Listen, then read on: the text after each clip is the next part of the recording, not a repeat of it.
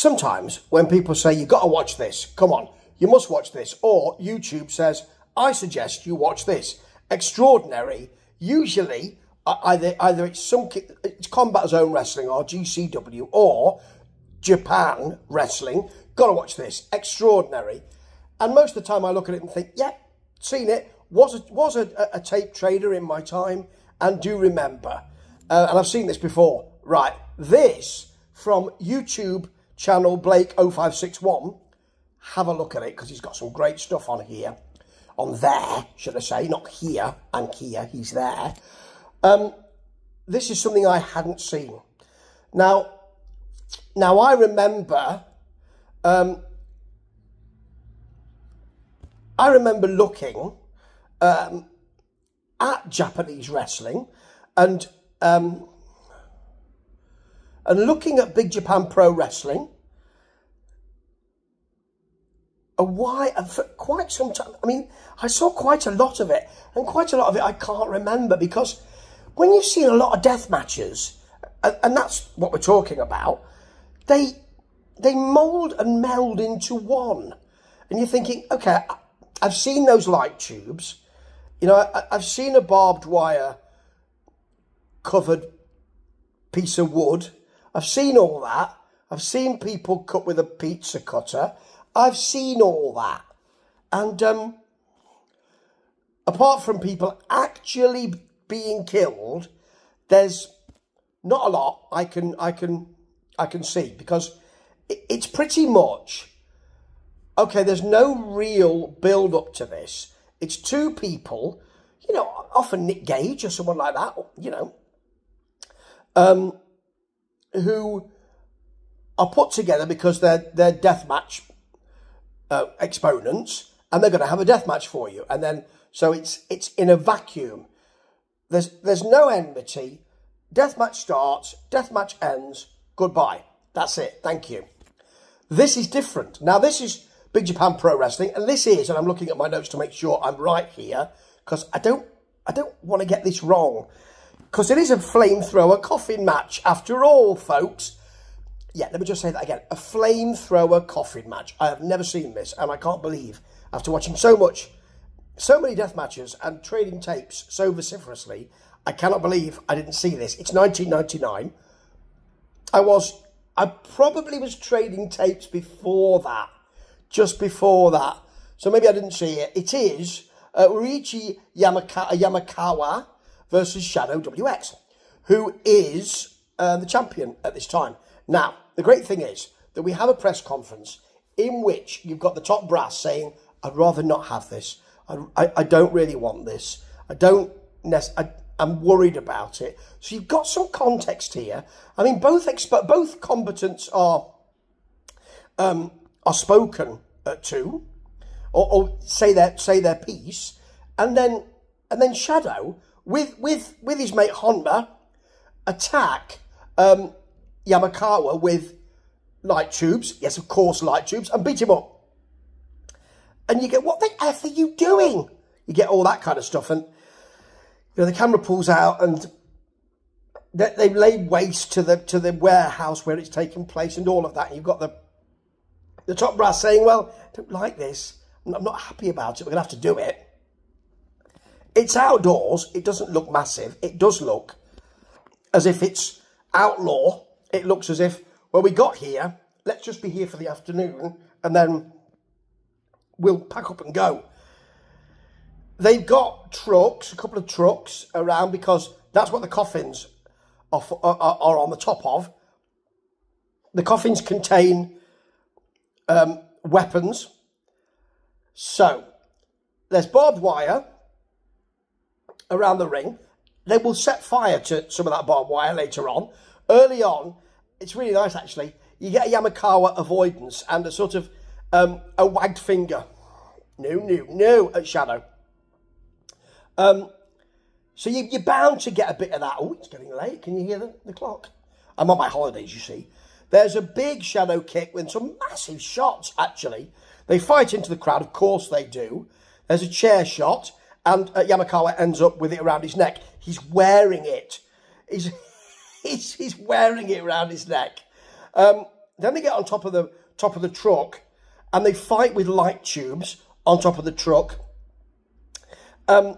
Shadow, who has most of the offense here in this match, I have to say, uses a piece to dig into Yamakawa's back and his forehead. A photographer is about 2 feet or even a foot away from this. He could be knocked off the truck. It could be. Then Shadow throws Yamakawa off the truck. Now, he throws him off the truck and goes, yes! But we don't actually see where Yamakawa lands. And he probably lands somewhere that's not going to hurt him. And because suddenly, I mean, Shadow gets off the truck and goes in search of him. Suddenly Yamakawa's on the other truck. So he can't really have been hurt too much. And on the other truck, in the coffin, is a flamethrower. Now, Yamakawa seems quite surprised by this. Can't believe there's a sodding flamethrower here. He calls Shadow up. Come on, mate, I've got a flamethrower. Shadow doesn't say, I think I'll leave it. I think my tea's ready. I'll go home. I need to cut my nails. I'm gonna go. He gets up on the truck with him, and then he sees that he's got a light tube, and he's trying to do a light tube and flamethrower kind of duel. Then he rushes in, smashes the light tube onto Yamakawa's eyes. It doesn't seem like that's a massive issue for him.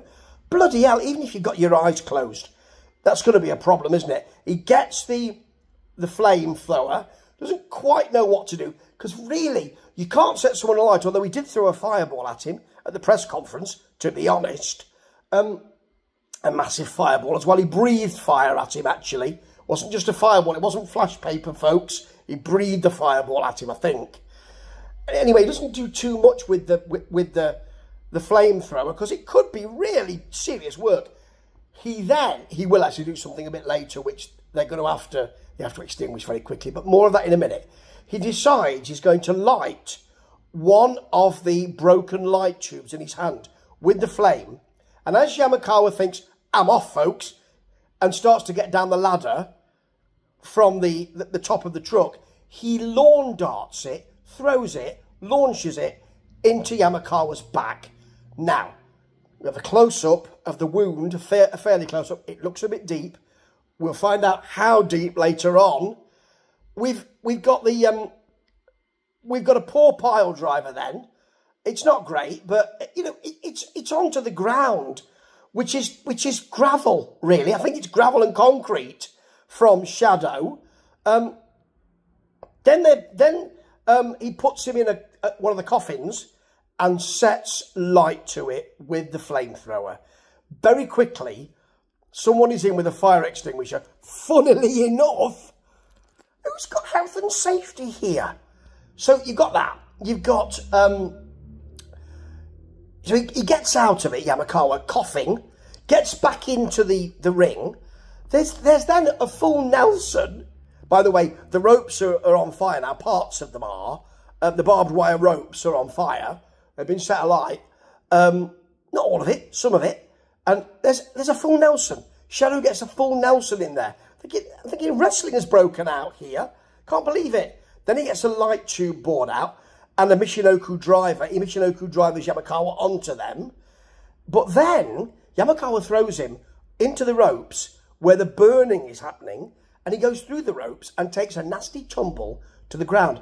That seems to really sap his strength, to be honest, because he can't even help Yamakawa to get him back in the ring, and usually that would happen, wouldn't it? He hits an immediate, lovely driver, actually, and a pin.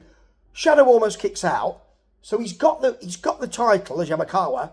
He goes immediately into an ambulance, and we see him being driven to the hospital. Yamakawa is then revived, and he's speaking with Honma with him, saying, it'll be you next time. Then we've got Yamakawa coming out of the hospital, and apparently he's holding his belt. Apparently it's a miracle that he's not being kept in. He's got a 15-centimetre cut at the base of his neck.